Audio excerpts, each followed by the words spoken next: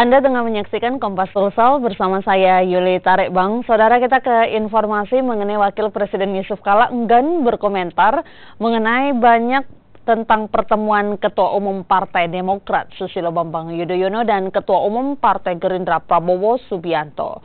Yusuf Kala menilai pertemuan untuk mencari dukungan merupakan hal yang biasa dilakukan oleh politisi.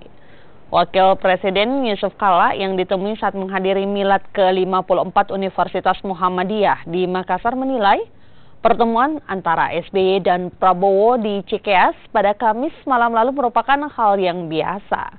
Di sisi lain, berkenaan dengan pernyataan SBY tentang pengawasan terhadap kekuasaan agar tidak melampaui batas atau abuse of power, Yusuf Kala tidak menanggapi lebih jauh. Yusuf Kala hanya meminta pertanyaan tersebut disampaikan langsung kepada mantan pasangannya. Semua politisi selalu mencari dukungan, masa semua politisi itu ketemu mencari teman, mencari apa?